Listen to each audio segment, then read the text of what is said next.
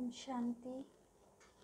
आज हम 12 जुलाई के बाप दादा के महावाक्य सुनेंगे। मीठे बच्चे, किसी देहधारी से दैहिक लव न रख, एक बाप से लव रखो और शरीरी बनने का पूरा अभ्यास करो। प्रश्न है, रहमदिल बच्चों का कर्तव्य क्या है? जो रहमदिल बच्चे हैं उनका कर्तव्य क्या है? बाबा उत्तर में कहते, जब कोई फालतू बात करे तो उसकी फालतू बातों को न सुन, उनके कल्याण अर्थ बड़ों को सुनाना। ये रहमदिल बच्चों का कर्तव्य है। जिनमें कोई पुरानी आदतें हैं उन्हें मिटाने में सहयोगी बनना ही रहमदिल बनना है। प्रश्न है दूसरा, कौन सा टाइटल किसी देहधारी को नहीं दे सकते लेकिन ब्रह्मा बाप को दे सकते हैं? तो उत्तर में बाबा कहते, श्री का टाइटल, क्योंकि श्री अर्थात श्रेष्ठ पवित्र को कहा जाता है। किसी देहधारी मनुष्य को यह टाइटल नहीं दे सकते क्योंकि भ्रष्टाचार से जन्म लेते हैं। ब्रह्मा बाप को श्री कहते क्योंकि इनका यह अलौकिक जन्म है। गीत, इस पाप की दुनिया से दूर कहीं ले चल। ओम शांति। बच्चे अब समझ गए हैं, अर्थात समझदार बन गए हैं। तो पहले जरूर बेसमझ थे। यह भी नहीं समझ में आता है कि यह पति दुनिया है और इस भारत में ही देवी देवताओं का राज्य था। उसमें पावन सुखी थे, उसमें दुख की बात ही नहीं थी। परंतु शास्त्रों में कई बातें सुनने के कारण यह भी समझ में नहीं आता कि स्वर्ग में सदैव सुख था। स्वर्ग का किसको पता नहीं, समझते हैं वहाँ भी दुख था। यह है बेसमझी। अब तुम बच्चे समझदार बने हो, बाबा ने आकर समझाया है, उनकी श्रीमत पर चल रहे हो। यह पति दुनिया है, स्वर्ग पावन दुनिया थी। पावन दुनिया में भी दुख हो फिर तो दुख की दुनिया ही कहेंगे। फिर गीत भी रॉन्ग हो जाता है। कहते भी हैं, हे बाबा ऐसी जगह ले चलो जहाँ आराम सुख चैन हो। बच्चे यह भी जानते हैं कि स्वर्ग सोने की चिड़िया थी, देवी देवताएं थे, कभी भी किसको दुख नहीं देते थे। गाते भी हैं, फिर भी शास्त्रों में ऐसी बातें लिखी है जो समझते हैं। यह परंपरा से चला आता है। प्रश्न पर भी झूठे कलंक लगा दिए हैं। कहा जाता है, जैसी दृष्टि वैसी सृष्टि। समझते सारी सृष्टि ही पति थे। इस समय उन्हों की दृष्टि ही पति थे तो सारी सृष्टि को ही पतित समझते हैं। समझते परंपरा से पतितपना चला आया है। अभी तुम बच्चों में समझ आती जा रही है, सो भी नंबरवार पुरुषार्थ अनुसार। परमपिता परमात्मा के बच्चों को डायरेक्शंस मिलते हैं। आत्माओं को बैठ बाप समझाते हैं। सभी आत्माएं पतित हैं, इसलिए पतित आत्मा पुण्य आत्मा कहा जाता है। बाप आत्माओं से बैठ बात करते हैं। तुम हमारे अविनाशी बच्चे हो। फिर मम्मा बाबा भी कहते हो, इस दुनिया में किसी को भी पिताश्री नहीं कह सकते। श्री माना श्रेष्ठ, एक भी मनुष्य श्रेष्ठ है नहीं। यह तो एक की ही महिमा हो सकती है यहाँ तो सब भ्रष्टाचार से ही पैदा होते हैं, इसलिए श्री नहीं कह सकते। भल इनको तुम इस समय कहते हो क्योंकि संन्यास किया हुआ है श्रेष्ठ बनने के लिए। तुम जानते हो अभी हम फरिश्ते बनने वाले हैं, भ्रष्ट को श्री कह नहीं सकते। श्री लक्ष्मी, श्री नारायण, श्री राधे, श्री कृष्ण कहते हैं, मंदिरों में भी उनकी महिमा गाते हैं, अपने को श्रेष्ठ नहीं कह सकते। अब तुम बच्चों ने समझा है, भारत श्रेष्ठ था, शुद्ध सृष्टि थी, अभी पति सृष्टि है, पतित को ही भ्रष्टाचारी कहते हैं। वे लोग भ्रष्टाचारियों को श्रेष्ठ बनाने के लिए सभाएं करते हैं, परंतु दुनिया ही भ्रष्टाचारी है, तो कोई किसी को श्रेष्ठाचारी बना कैसे सकते हैं। बरोबर यह रावण राज्य है, जिस कारण रावण को वर्ष वर्ष जलाते हैं, जलता ही नहीं, फिर खड़ा हो जाता है। यह भी मनुष्यों को समझ में नहीं आता। जिसे जला दिया उसे फिर हम नया क्यों बनाते हैं। इससे सिद्ध होता है कि रावण राज्य गया ही नहीं है, इसीलिए हर वर्ष फिर नया नया बनाते हैं। स्वर्ग में जब राम राज्य होता है, वहाँ तो एफिजी निकालेंगे नहीं। कहते हैं रावण को जलाया, फिर लंका को लूटा। रावण की लंका सोनी बताते हैं, परंतु ऐसा है नहीं। यह तो सारी दुनिया लंका है, रावण राज्य में तो सब है। वह श्रीलंका तो आइलैंड है ना, दिखलाया भी है, भारत की पुछड़ी है, परंतु सिर्फ उसमें रावण राज्य तो नहीं है ना। रावण राज्य तो सारे विश्व पर है, यह भी तुम समझते हो। कॉलेज में कोई बेसमझ जाकर बैठे तो क्या समझ सकेंगे, कुछ भी नहीं, वेस्ट ऑफ टाइम करेंगे। यह ईश्वरीय कॉलेज है, इसमें नया आदमी कुछ समझ नहीं सकेंगे। 7 दिन क्वारंटाइन में बिठाना पड़े जब तक लायक बने। फिर भी अच्छा आदमी रिलीजियस माइंडेड हो तो उनसे पूछना है, परम पिता परमात्मा तुम्हारा क्या लगता है। वह तो है आत्माओं का पिता, और प्रजापिता भी तो बाप है। यह पॉइंट्स बड़ी अच्छी है, परंतु बच्चे अर्जुन इतना हर्षित नहीं होते हैं। बाबा कहते हैं तुमको नई नई पॉइंट्स सुनाता हूँ जिससे तुमको नशा चढ़े, किसको समझाने की युक्ति आए। फॉर्म भराने की कॉपी में पहले यह प्रश्न लिखाना है, कहेंगे परम पिता तो पिता हुआ ना।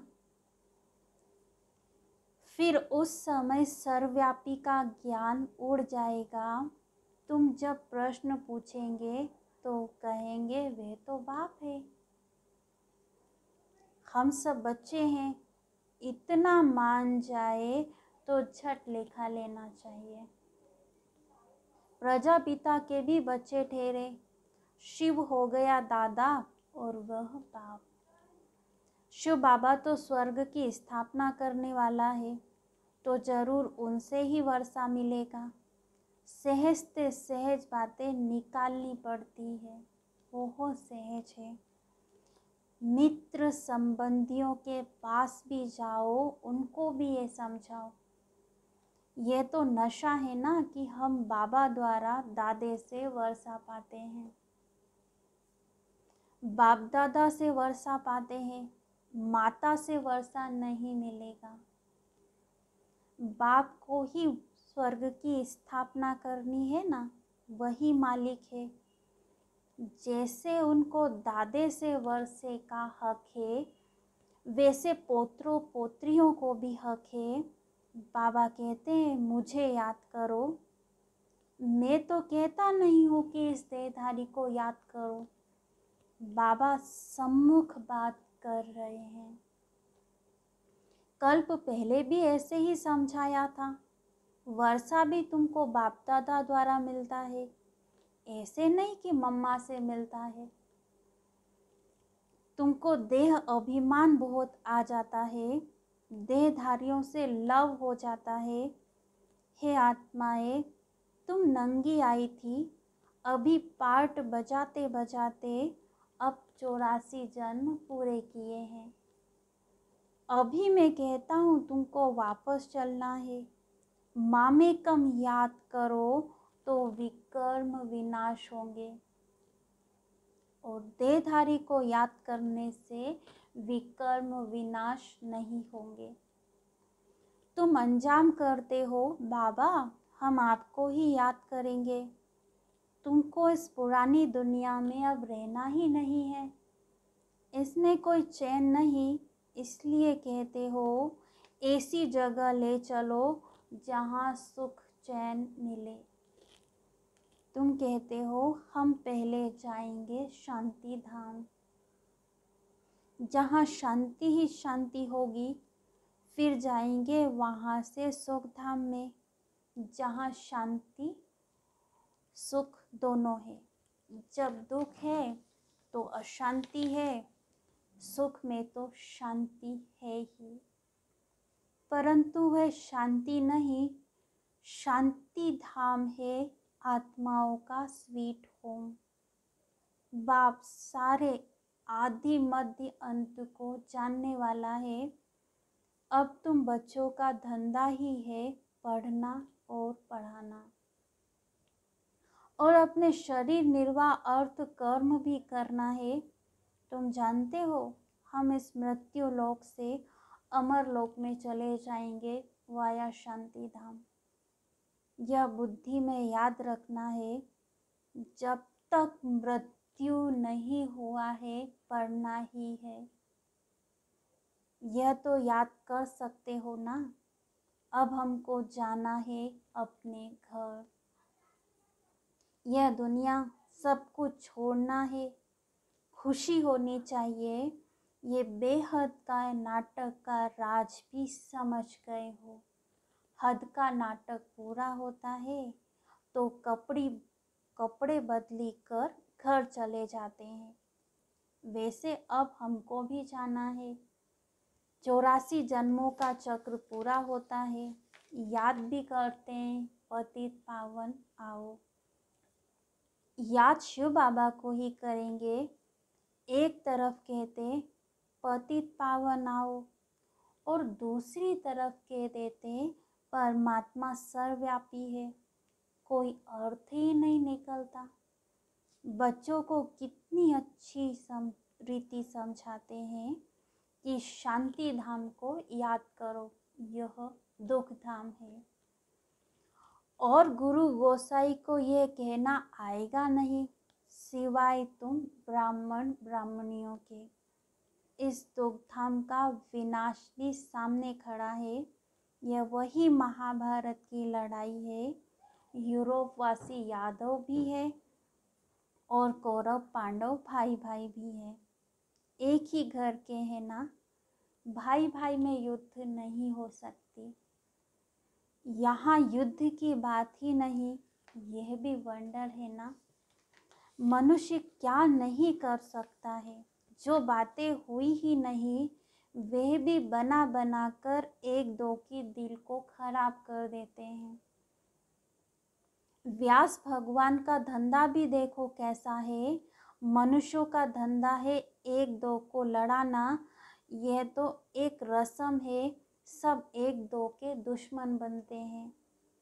बच्चे भी बाप के दुश्मन बन पड़ते हैं।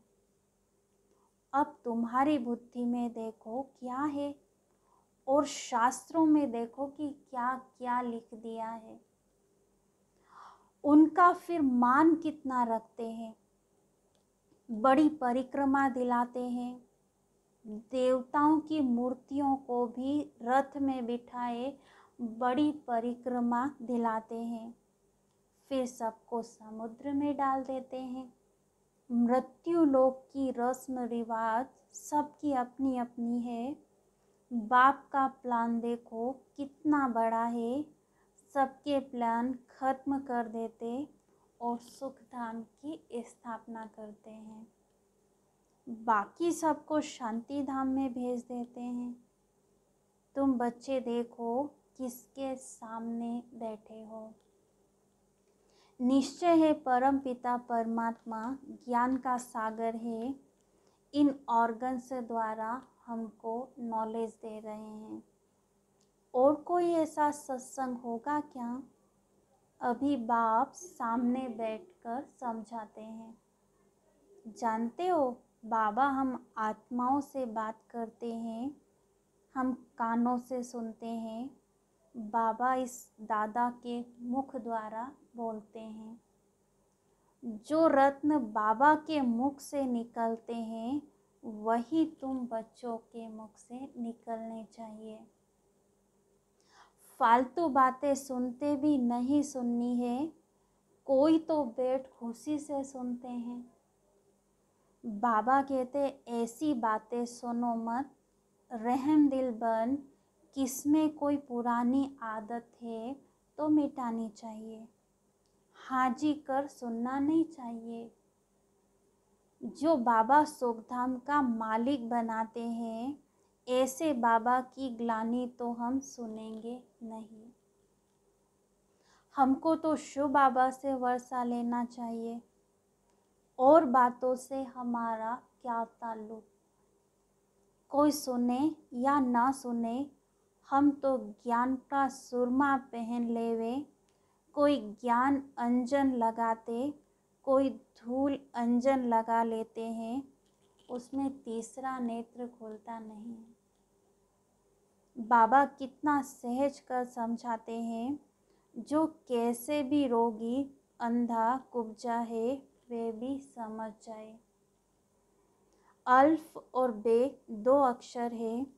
सिर्फ पूछो परम पिता और प्रजापिता ब्रह्मा से आपका क्या संबंध है। ये प्रश्न सबसे अच्छा है तो सर्वव्यापी का ज्ञान एकदम बाहर निकल जाए।